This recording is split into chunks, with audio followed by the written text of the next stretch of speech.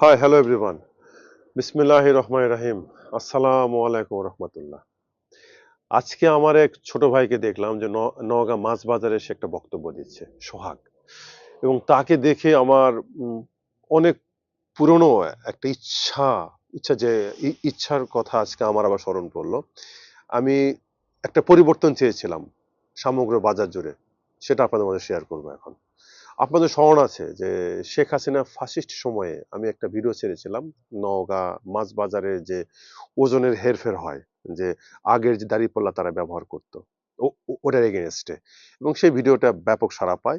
সর্বপ্রথম সান্তাহারে পরিবর্তন আসে, তারা তাদের সেই পুরাতন সে দাঁড়িপাল্লা ফেলে দিয়ে তারা আবার সেখানে সম্পূর্ণ ডিজিটালাইজড করে। কিন্তু আমাদের নওগাঁতে সেটা চেঞ্জ করতে বহু সময় লেগেছে, 1.5 থেকে 2 বছর লেগে গেছে। এটার কারণ হচ্ছে সেই সময় তথাকথিত আওয়ামী গুন্ডা যারা সমগ্র বাজার নিয়ন্ত্রণ করতো, তারা একটা বড় সিন্ডিকেট চালাইতো। এবং আমাকে একই কথা বলেছিল সেই সময়কার ইউনো মহোদয়। উনি বলেছিল যে আপনাদের যে লোকাল যারা সেখানে দায়িত্বে রয়েছে সেই বাজারের এই আওয়ামী নেতারা, তাদের জন্য এটা আমরা সহজে পেরে উঠছি না। যাই হোক, একটা সময় পার হয়ে সেটা হয়েছে। তো সেই সময় আমার কাছে আরো কিছু সমস্যা এসেছিল। একজন কৃষক চাচা আমার কাছে গিয়েছিল, যে বলছিল যে যে চাচা, এবং সে কান্নাকাটি করে বলছিল যে বাবজান, আমাকে বাবা ছেলে দুজন আড়তদারি করে, আমার কাছে তারা জোর করে তারা 10 কেজি মাল তারা বেশি নিয়ে নিয়েছে, যেখানে ঢলন দিব 2 কেজি, আমার 10 কেজি নিয়েছে। তো আমি বললাম ঢলন কেন? বললো যে হ্যাঁ, আমাদের নিয়ম আছে, আমরা কাঁচামাল বেচি, আমাদের 42 কেজিতে মন, কিন্তু তারা আমার কাছে 8 থেকে 10 কেজি নিয়ে নিয়েছে। সে সময় আমি ইচ্ছা করেও এটা কিছু করতে পারিনি, কারণ তারা আওয়ামী ফ্যামিলি বলে কথা। কিন্তু আমার ইচ্ছা ছিল যে আমি এটা নিয়ে একদিন শক্ত একটা প্রতিবাদ করব। আমি মনে করি আল্লাহ সেই সময়টা আমাদেরকে দিয়েছে। এখন মনে রাখবেন, আমাদের দেশ কৃষির উপর নির্ভরশীল দেশ। কৃষককে সবসময় আমাদেরকে হেল্প করতে হবে। কৃষক বেঁচে থাকলে আমরা বেঁচে থাকবো, এটার কোনো বিকল্প নাই।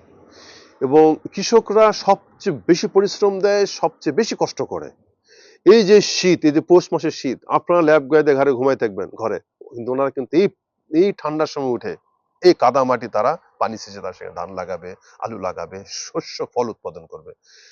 এবং সর্বোচ্চ খরা যখন হয়, যখন চারিদিকে গরম উত্তপ্ত, আমরা যারা এসির ঘরে বসে থাকি, কিন্তু ওই সময় কৃষক ভাইরা যে তারা শস্য উৎপাদন করে, এই কৃষক ভাইরা এত কষ্ট করে তারা এই শস্য নিয়ে যখন শহরে বিক্রি করতে আসে, তখন সেখানে তাদের উপর লাগায় দেয় কি 44 কেজিতে মন, 42 কেজি মন। কেন ভাই? হ্যাঁ, কাঁচামাল, কাঁচামালটা একটা সময় শুকিয়ে যায়, 40 কেজি হলে সে 2 কেজি কমে যায়, আমি ধরলাম। সে ভর্তুকি তারা কেন দিবে? কৃষক ভাইরা কেন দিব? আমরা কেন দিব না? আপনি একটা মাল আপনি ক্রয় করছেন, আপনি একজন, আপনি যে পাইকারি মাল কিনে খুচরা বিক্রি করবেন, আপনি আমাদের কাছে দামটা বেশি নিয়ে নেন, আপনি সেটা ধারণা করে নেন যে এটা 1 কেজি কমে যাবে, সমস্যা সমাধান। আমি আশা করব কৃষক ভাইয়েরা সকলে মিলে এটা একটা শক্ত একটা আন্দোলন তৈরি করে ফেলেন, যে আপনারা কোথাও আপনারা কোনো ঢলন দিবেন না, এবং আপনাদের সাথে আমরা আছি।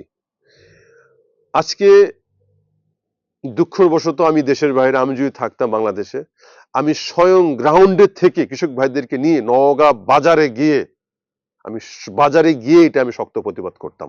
যাই হোক, এই মেসেজটা যারাই পাচ্ছেন সকলে কৃষক ভাইদের হেল্প করবেন, এবং যারা যারা চাচ্ছেন যে গরিব গরিব দুঃখী কৃষক ভাইদের পাশে দাঁড়াবেন, হেল্প করবেন, আপনারা অবশ্যই এটা নিয়ে শক্ত কথা বলবেন, এবং এটা একটা শক্ত একটা পরিবর্তন নিয়ে আসবেন। ফাসিস্ট আর নেই, পেশি শক্তিও আর নেই। এখন আমরা সকলে সমান, আমরা সকলে একত্রিত হয়ে আমরা কৃষক ভাইদেরকে আমরা প্রত্যেকে হেল্প করব। আশা করব এটা অবিলম্বে এটা সমাধান হবে, কোনো কৃষক ভাই যেন ঢলন দিতে না হয়। যাক, চলো ভালো থাকবেন। আসসালামু আলাইকুম রহমতুল্লাহ।